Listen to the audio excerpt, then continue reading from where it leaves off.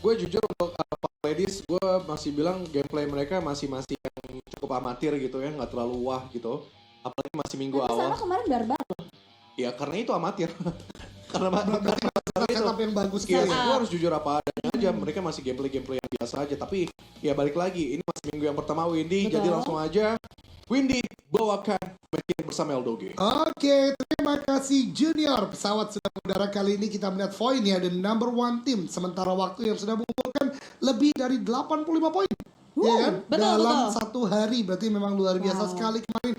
6 game mereka mainkan dan Sanok yang sangat adil Windy Dogs menuju Hatin. Ya, betul ditempatin sama tim Aditama berarti belum banyak perubahan. Biasanya Aditama juga mereka nge-scrappingnya awalnya di bagian area camp Charlie karena mungkin mereka ngecek di bagian area docksnya kosong. Mereka langsung split dua-dua mengambil ke bagian area selatan. Betul, ini mungkin yang tadi dibilang oleh Junior ya. Memang masih ada beberapa gameplay yang gue lihat juga cukup amatir dalam artian setupnya ya, bukan mendeskripsikan, tapi ini adalah masukan dari kami semua. Dan dengan adanya sebuah perubahan drop zone yang sangat adaptif, lagi-lagi Windy, berarti Aditama adalah salah satu tim yang mengerjakan PR-nya dengan sangat baik dan Betul. bahkan mendapatkan tempat yang lebih banyak untuk melakukan loot kali ini. Ya, betul. Tapi kalau kita lihat dari Onyx mereka nggak langsung tabrak center ke Paidan loh kak. Mereka Oke. malah ke scrappingan, nggak ada yang mengisi ke bagian main area Paidannya juga dan bagian area Paradise. Pertemuan juga terjadi.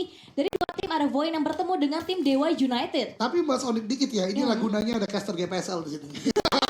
Karena gue udah melihat memang Oke. scrapping mereka udah mulai dilakukan dari saat itu biar nggak fokus di painan. Oh, Karena painan oke. kan biasanya ada shifting. Yes. Nah kalau shifting terjadi, Onyx ini sekarang bisa lebih cekatan ketimbang Onyx X yang dulu. Walau kita lihat hari pertama what happened gitu ya dengan Onyx X yang only 11 points atau berapa belas poin doang, yang menurut gua itu harusnya bisa lebih dari seorang atau sebuah tim bernama Onyx X.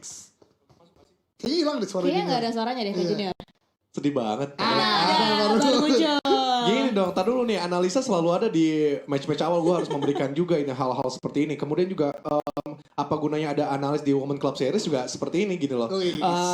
Yang pertama, emang beberapa kali ada yang menggunakan skema scraping. Mereka masih coba-coba dan itu gagal dilakukan. Kenapa? Karena mereka masih belum tahu tujuan dari scraping itu apa. Itu yang pertama, mereka masih mencoba apa ya, trial errornya seperti apa. Kemudian juga akhirnya mereka nggak bisa untuk nge-solving problem terculik satu demi satu. Itu yang menjadi masalah scraping untuk scene ladies. Yang kedua, perbandingan gue ketika mereka gue bilang masih amatir. Kenapa? Waktu rotasi mereka yang masih fokus untuk ngeluting. Iya. Itu yang menjadi catatan utama gue.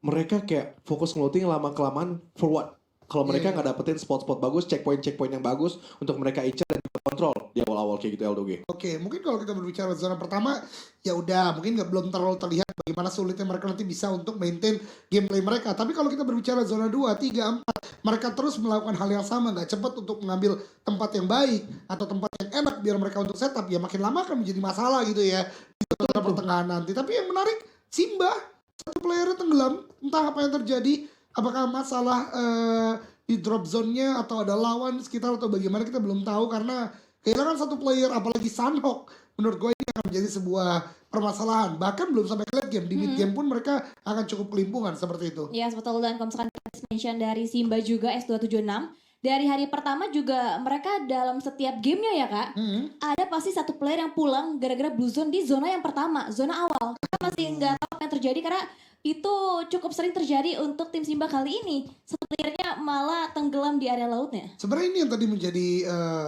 statement dari seorang junior ya, di mana dalam minute by minute pergerakan itu penting banget. Kenapa? Karena dalam pergerakan zona turnamen, pertama ini berbeda dengan klasik, lebih cepat.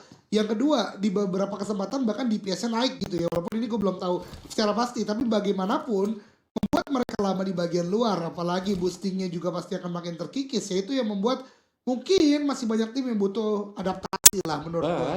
But Kenapa jadi pada ngikutin ini gue semua dah? enak sih untuk menjadi conjunction tuh enak. Iya. Tapi harus di Aliun. Yes. But Laflem juga ikut-ikutan. Sekarang Eldoge jadi ikut-ikutan. Tapi nggak apa-apa. Emang itu kosakata yang atau conjunction yang enak banget buat ngayunin.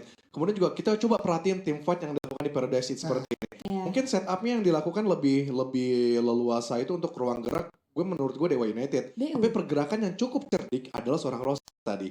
Bagaimana 3 player ini menjaga sisi tengah, tapi dia memanfaatkan sisi-sisi scrappingnya di sekitaran dan akhirnya mencari celah untuk mencoba backstep juga dari Dewa United. Ini menurut gue cerdas banget apa yang dilakukan oleh Voin. Namun ya balik lagi, jangan sampai sembrono melakukan step by stepnya. Nah, ini dia salah satu yang sebenarnya ini dilakukan oleh Roses juga, yaitu yang entry di mana mengirimkan seorang Jeto untuk berpisah dengan teman-temannya, mengambil entry terlebih dahulu, mengambil satu titik yang tidak dijalankan oleh teman-temannya, tapi itu resikonya sendirian terlihat oleh banyak orang, bisa jadi tertake down dan morph. Kali ini mendapatkan satu player pertama, first blood terjadi di game kali ini. Young and Free kehilangan satu player oleh Mort Artemis. Ya, betul banget. Dan juga berarti total udah ada 2 player dipulangkan di menit awal dari player tim S276 dan juga dari player dari Young and Free dan dari Marp DV juga masih coba untuk menjaga di bagian area Sniper Tower. Berarti untuk sejauh ini fight di bagian area Paradise sama sekali belum pecah ya Kak? Belum, karena ya dalam zona pertama stalemate pasti terjadi juga, tapi ya benar tadi kata Junior,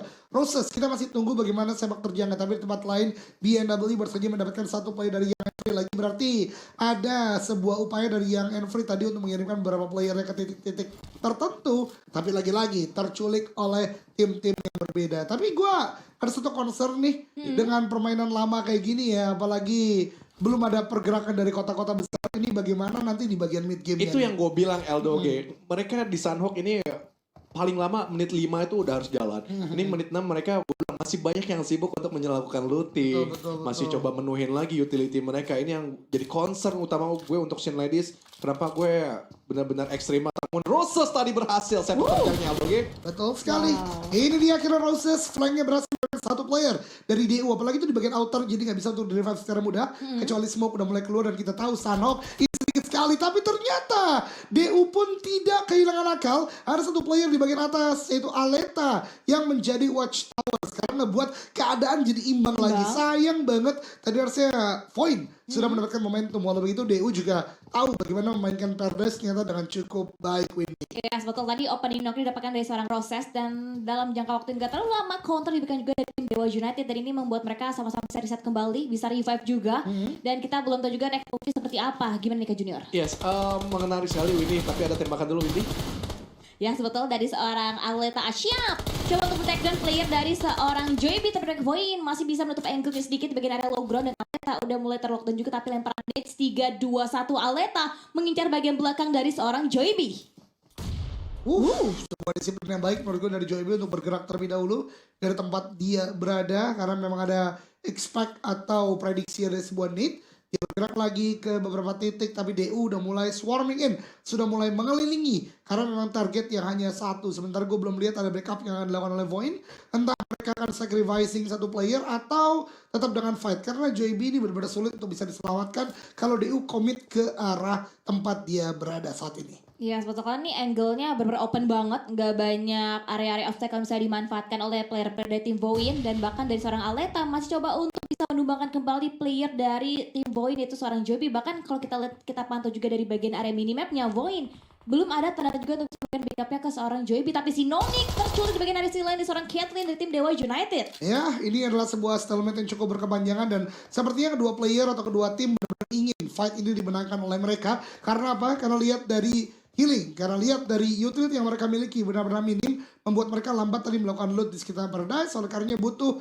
loot crate dari lawannya. Namun begitu, detik demi detik terus bergerak yang ngebuat mereka harus cepat, segera lakukan finishing, karena kalau terus berlama kayak gini pun, pertama Young and Free akan mendekat, mungkin nanti BNW juga akan mendekat, yang sekarang kita lihat udah mulai ada di sekitaran Paradise juga. Ya, betul. Chase coba untuk mengejar kembali player dari Young and Free, dan kita masih fokus juga POV-nya ke area bagian Paradise. Joyby masih belum bisa bergerak sama sekali, bahkan dari seorang Caitlyn itu sudah mulai mendapatkan satu buah confirm point eliminasi dari dipulangkannya satu member dari tim Voin. Tapi Hanibi juga masih berjaga-jaga. Roses juga nampaknya deketan banget jaraknya dari POV-nya seorang Joyby dari tim Dewa United. Ini gue kalau jadi DU sih, ya udah komit ke arah bagian kiri bawah ya, benar-benar clearing ke arah bagian Joyby, 4 lawan 2 akan bisa dimenangkan dengan cukup baik. Tapi kita lihat di bagian elimination fit, BNW lagi dan lagi mendapatkan Young and Free, berarti Young and Free hanya misalkan satu orang, sementara kali di fight Grims dengan tim lainnya di sini yaitu GC yang udah mulai terjadi satu knockdown, dan dari Grims ini ada split 2-2. Nate dilemparkan belum mampu menumbangkan satu play dari Grims. Nate kedua, 3, 2, 1. High toss yang dilemparkan, tapi ternyata menuju ke arah bagian kanan yang dimana player Grims ternyata ter-take down dengan cukup baik. Maksudnya ke arah bagian dari batu, ternyata mantul justru kena ke arah player Grims. Tapi kali ini GC tidak terlalu baik. Misalkan 2 active player dengan satunya low HP sekali, Windy. Iya, betul, sabar, tapi mereka Wah. stacking up. Sabar, tinggal hanya misalkan Pon-Pon yang berjuang seorang diri untuk tim Geisha. Ini bukanlah hal yang baik dan nampaknya Pon-Pon akan coba terakhir kembali untuk bisa memberikan clutch momennya ke area pertahanan dari tim lawannya. Tentu sulit sekali ya melawan Grims Navin yang di sana sudah sangat kuat untuk menahan di bagian open field. Kita berpindah kali dan itu dia GC tidak terlihat di kamera, tapi Popon the last one standing dipulangkan dengan cukup menyakitkan headshot di sana diberikan oleh Grims Navin.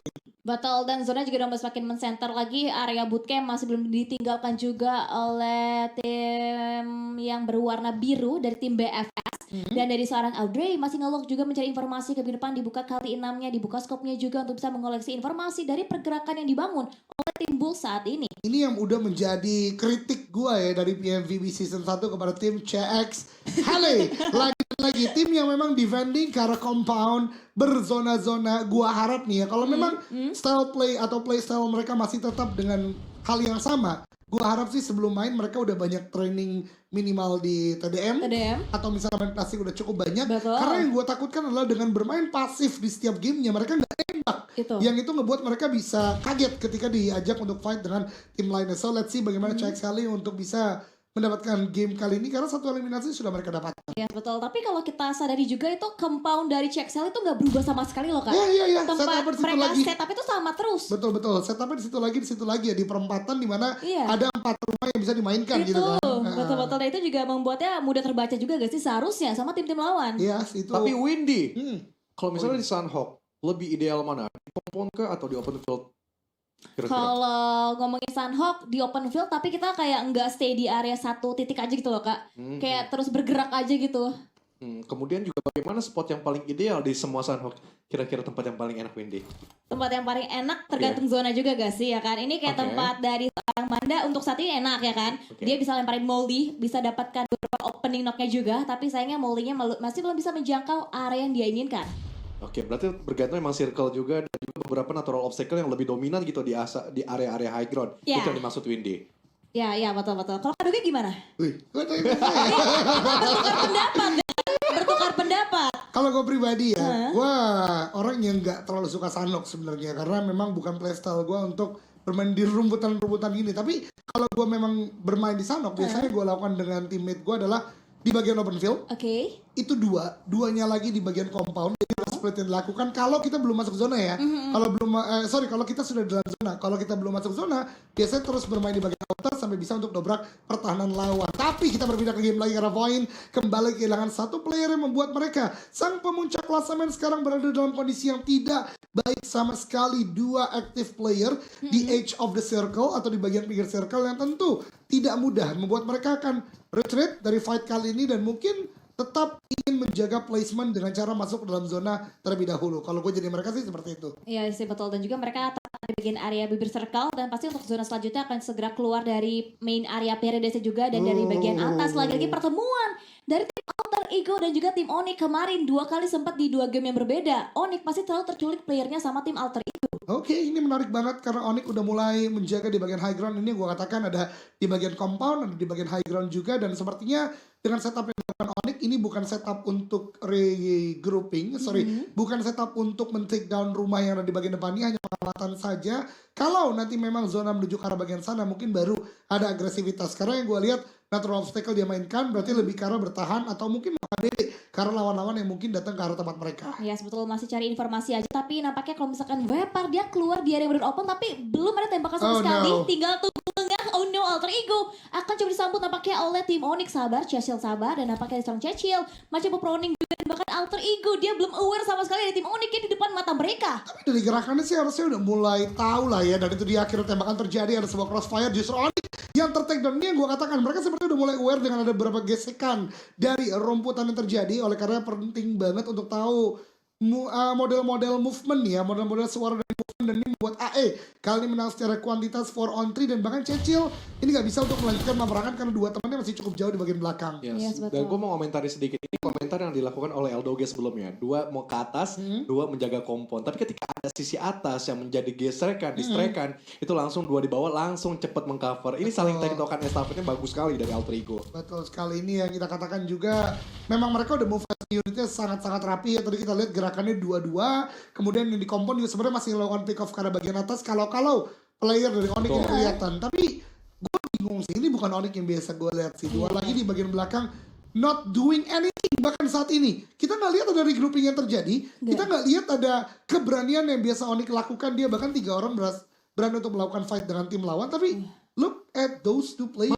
Bukannya ini kebiasaan Onyx ya? Enggak dong. Ini kebiasaan Onyx Kalau menurut gue nge-split sampai mereka ke circle yang keempat. Iya, ke splitnya iya Gus. Tapi gue nggak lihat ada sebuah upaya penyelamatan, melakukan fight. Onyx itu tim yang berani loh, biasanya kita lihat. Tapi kali ini cenderung pasif dan kayak membiarkan. Tapi ya let's see later. Karena DU kali ini terkena 1 nade dari BNW yang membuat 1 player tumbang. Ini yang gue katakan, 2 di belakang bisa melakukan backup. Dan itulah Sunhawk. Tapi yang terjadi tadi di Onyx, ini menurut gue nggak ada impactnya gitu loh. Maksudnya 2 di belakang itu forward gitu loh untuk game tadi atau untuk fight tadi gitu. Betul. Mereka juga nggak dapat visionnya juga ya kan untuk bisa berikan backup. Dan ini dia backup dari bagian belakang backline tim Dewa United. Coba di counter juga oleh seorang Chase, dicari juga dari seorang Clayton dan juga Caitlyn.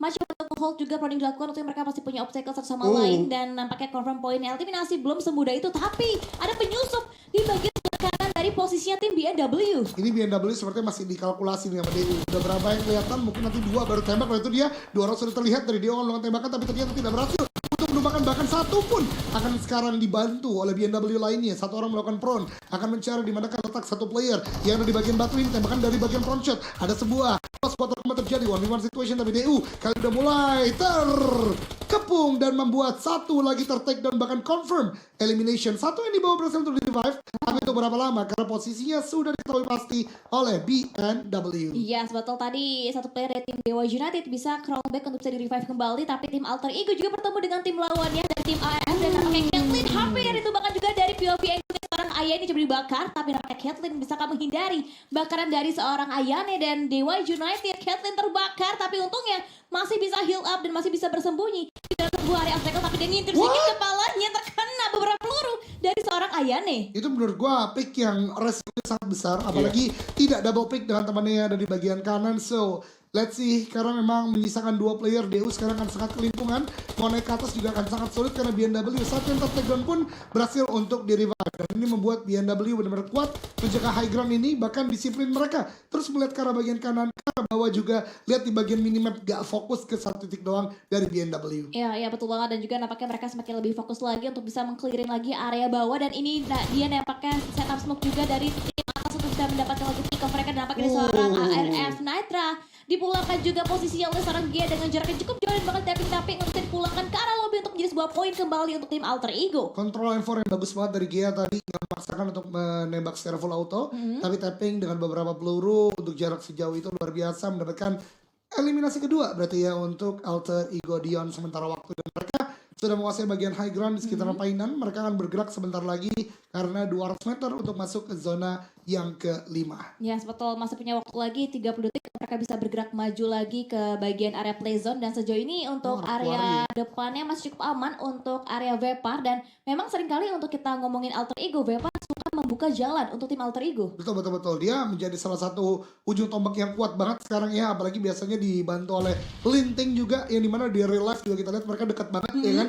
Jadi membuat chemistry yang kuat sekali. Apalagi nade-nya Lin juga ini bahaya loh. Kalau misalnya Vapor di depan udah ketahan bisa dibalaskan. Tapi kita lihat Morph yang sekarang bermain menurut gua far better dari apa yang gue lihat di bagian GPSL. Karena sekarang kita lihat ada takedown yang diberikan ke arah Void. Membuat Void berarti hanya misalkan the last woman standing, yang dimana itu masih di luar zona. Jadi sulit sekali untuk Void double click kali ini, Windy. Yes, betul. Tapi jangan lupa juga Caroline juga kemarin di Miramar sempat nge-clutch juga sehingga bisa mendapatkan WWCD untuk tim Void. Dan dari seorang Tony Montana juga nampak mereka coba untuk men-screening lagi ke bagian area low ground-nya. Masih ada player dari tim Void yang tersisa, tinggal 1 lagi. Dan dari tim Alter Ego udah sukses mengambil ke bagian area tepi-tepi zona untuk saat ini. Itu lihat di Alter Ego di bagian minyak. 1 masih di bagian belakang untuk melihat apakah kira-kira ada yang mau masuk ke arah bagian quarry. Kemudian 3-nya udah mulai masuk. Jadi memang setup yang tidak hanya memikirkan objektif zonanya, tapi bagaimana bisa nge-gatekeep lawan-lawan juga yang kiranya punya objektif yang sama gitu. Jadi luar biasa untuk Aya tadi. Tapi Onyx kali ini sedang melakukan fight dengan Grace Navin, di mana 3 orang di bagian luar tertahan, 1 bahkan ter-take down. Akan ada sebuah high toss dari Cecil, 2-1 lempar ke depan, kenakah ke arah lawan. Ternyata belum ada di elimination fate dari seorang Cecil. Iya, betul. Malah kita lihat juga pergerakan dari seorang Gea SOS yang juga untuk bisa men-tracking lagi beberapa hit mark yang didapatkan dari tim Check Sword Kelly. Nachel coba diburu tapi nampaknya Nachel masih punya coveran lagi, masih punya obstacle juga, dan mereka juga sama-sama masih di area zona, kecuali Onyx sedang fight dengan Grips di bagian area outer circle, dan di seorang Razor coba untuk bisa menembus lagi, tapi mereka terkena hit mark, tapi Ness langsung connect. Cecil ditumbangkan di balik satu buah area broken wall untuk saat ini. Tapi ini peperangan di bagian luar zona, dan lagi-lagi tidak akan ada sebuah hasil yang maksimal dalam fight seperti ini. Bahkan keduanya akan menghadapi zona kelima, di mana udah gak bisa ditahan dengan bandages dan full boost. Mereka membutuhkan first aid selepas ini, yang tentunya akan sangat menyulitkan mereka semua. Tapi Grims dari seorang Razor lagi dan lagi memang seorang aim hitter yang sangat kuat, sudah mendapatkan 4 eliminasi. Ada nade akan segera dilemparkan oleh seorang Mickey ke arah bagian Razor. Tapi kita berpindah ke arah bagian Bulls, di mana tembakan ke arah bagian depan dari tim RBCL berarti ya. Terus ditembaki, bahkan RBCL menghadapi Simba benar-benar sulit, dan point di tempat lain. The last woman standing, Caroline, terpotong juga kira oleh board Artemis Windy. Iya, betul. Udah mulai banyak tim yang pincang, tim yang komplit juga. Bahkan sekarang dari tim RBCL dipincangkan kembali untuk line up-nya dari seorang Pen dari tim Bulls. Bahkan Dewa United pun menyusul kepulangannya tim Void di hashtag yang ke-12. Dan dari tim Bulls, Pen masih coba untuk bisa mendapatkan lagi di poin eliminasi, dan akhirnya RBCL pun menyusul di hashtag yang ke-11. Cepet banget tiba-tiba ada pengikisan, karena memang lagi dan lagi gue katakan di zona kelima. Tentu tidak ada yang mau di bagian luar zona tanpa persiapan healing yang banyak. Onyx tadi, Grims, kemudian juga beberapa tim lain tumbang begitu saja karena DPS yang sudah sangat sakit. Bahkan BF tadi yang di bagian luar 1 orang sepertinya gagal memanfaatkan momentum healingnya, atau habis first aid yang dimiliki, jadi juga dipulangkan ke lobby. Sedangkan AE terus melakukan setup smoke yang cukup baik menuju ke arah bagian depan. Terbatas smoke-nya, tapi on point dilemparkan, namun dari bagian depan kita tembakan yang cukup pedas membuat player dari AE 1 dipulangkan ke lobby, misalkan 2 dengan sangat low HP Windy. Wow, ini sulit sih. Mereka kalau kita lihat dari individual player, ya mereka udah gak punya soul sama kali. Kalau misalkan mereka ingin menyeberang itu, mereka smoke penting banget karena sisi kirinya terbuka. Check cell warning dipantul juga oleh seorang Milo, tapi Milo cukup tenang untuk bisa healing di bagian area luar, dan dari tim Check pun tumbang 1 persatu karena gangguan juga yang datang bukan dari tim Alter Ego, melainkan datang dari tim Bulls. Betul sekali. Tapi kalau berbicara tadi tentang pergerakan Alter Ego, ternyata terpotong semuanya oleh Aditama dan beberapa tim di bagian kirinya, membuat Alter Ego pulang ke lobby. Bulls juga terus menembaki sebagaimana yang Windy ungkapkan. Mereka sudah menguasai zona dengan sangat baik, dan ini adalah bukti perkembangan Bulls yang semakin mengerikan. Kemarin di wawancara mereka makin on point, dan hari ini gameplay mereka di game pertama menurut gue luar biasa banget. Ya betul, dan juga kemarin mereka juga sempat mention kalau misalkan mereka pun nggak dapetin invite ataupun jalur masuk ke PSBB, mereka lewat kualifikasi, mereka juga berani, mereka juga pede karena lihat untuk empowernya Bulls, untuk rotasi mereka itu on point banget, bahkan bisa menahan juga pergerakan dari tim CX Warning Heli, dan dari seorang Scarlet udah mulai bangkit dari seorang Audrey, tapi belum dikeluarkan tembakan sama sekali dari POV-nya seorang Scarlet. Itu dia, mereka atau sama Scarlet sendiri masih untuk bisa menjaga satu player temannya pun tidak mau untuk melakukan tembakan, karena dari tim BF penting banget untuk mereka masuk dalam zona terlebih dahulu. Ada sebuah pro movement saja, dan Onyx kita lihat Mikey juga kira pulang ke lobby karena memang sangat sulit untuk menahan dari zona itu sendiri. Sementara kita lihat BNW sudah mulai bergerak ke arah bagian depan. Kita lihat seorang Nacha, Case dan lain-lain. Ada sebuah misplay, melemparkan util ke arah bagian depan tidak mengenai, ternyata masih menguasai di bagian selatan, tapi belum bisa masuk secara mudah. BF pun dengan smoke yang sudah dikeluarkan kembali ke front lagi, dan Bulls masih menjadi pengganggu bagi semua tim karena menguasai bagian high ground. Walau begitu, ingat tempat terenak akan menjadi tempat ramai, dan Bulls pun tumbang 1 playernya. Iya betul, dan juga akhirnya dari BF udah mulai membuka tembakan dan juga ke tim Bulls, dan bahkan dari tim Marp Asia juga tumbang dengan Blue Zone yang udah mulai sakit di zona yang ke-6. Bakal lemparan nade di seorang Niki, bisakah connect netsnya Niki, tapi meletup, dan itu splash damage yang masih bisa mendapatkan opening, tapi juga dengan tembakan yang bertubi-tubi datang dari seorang Nacha dari tim BNW. Itu body system yang bagus banget, 1 orang crossing melakukan tembakan, tapi ada sebuah utility dilemparkan juga. Bulls nggak mau kehilangan arah, Bulls nggak mau kehilangan tempat yang mereka miliki, tapi Bulls hanya menyisakan 2 player saja. Dari BNW akan reset situation terlebih dahulu, dan Nacha akan menjadi opener dari fight kali ini. Ending terlebih dahulu agar tidak ada informasi yang masuk, dan lihat Windy, tiba-tiba Bulls hanya misalkan 1 orang yang dipush oleh BNW. Akan ada 2-on-1 situation, maju ke arah bagian depan, tembakan ke arah bagian depan, DBS sakit sekali, 12 kan ternyata dapatkan 1, dapatkan 2. What happened? Bulls is so strong, but no, BNW move as a unit meratakan Bulls di bagian high ground kali ini. Iya, betul. Dan lihat bahkan top 5 untuk BMW, Morp Aditama, Young and Free dan juga CX40 Heli. Walaupun hanya meninggalkan satu player sama dengan tim Young and Free dan dari tim BMW. Masih bisa reset, masih bisa revive juga, tapi gangguan juga datang. Tidak henti-henti dan kali ini datang dari angle seorang Tony Montana dari tim Morp. Betul sekali, utility lagi dan lagi dari turun Nate yang terakhir buat Morp. Kali ini mungkin akan cukup kelimpungan untuk maju ke arah bagian atas. Namun mereka membagi, ada di bagian kanan, satu di bagian kiri. Dan kalau kita melihat di bagian minimap, mereka menguasai bagian utara dengan cukup baik. Tapi untuk fight, gue agak sanksi karena menyisakan 2 orang. Sedangkan lawannya beberapa player masih cukup komplit, terutama BMW yang kembali menjadi 4 player. Wow, udah mulai bangkit lagi dan satu-satunya tim yang masih komplit dan juga prima dengan 4 player, bahkan di bagian belakang juga di backstep. Wah. Posisinya CX40 Heli Audrey memberikan backstep yang sukses dan mendapatkan poin pertama lagi untuk tim CX Heli. Dan di seorang Bolte udah mulai bangkit, udah mulai turun juga, tapi proning juga dilakukan untuk bisa meminimalisir informasi yang nantinya diberikan ke rekan-rekan ataupun ke lawan yang masih tersedia. Ini Bolte kayaknya mau fokus ke arah bagian kiri karena dia udah mulai smoke ke arah bagian kanan biar tidak ada tembakan dari bagian bawah. Tapi zona, lihat DPS-nya udah hampir 5 health point per second yang ngebuat tidak mudah tentunya untuk berada di bagian luar zona. Sementara dari CX40 Heli masih menjaga di bagian atas. Bolte belum lihat, tapi ada sebuah nade akankah dilempar. Dia tahu ada sebuah prediksi bahwasanya lawan ada di sekitaran batu. Dari CX1 Heli juga mengamati kedua titik yang berbeda, terus melihat ke kanan, terus melihat ke kiri sembari melakukan healing. Ini benar-benar sebuah game sense yang tinggi ditunjukkan oleh CX1 Heli. Walau dari BMW lagi dan lagi dengan orang yang masih banyak bisa melakukan sebuah baris sistem ketika posisi lawan diketahui. Young and Free juga rata, tinggal misalkan 3 tim, BMW, Morp dan juga Adi, Tama, Viper. Betul, tapi hati-hati nades dari seorang Bolte nampaknya juga udah mulai padat banget, udah mulai matang banget, tapi belum begitu matang untuk bisa menumbangkan kembali player dari tim BMW. Di sisi sebelah kanan juga masih ada player tim Morp yang tersedia.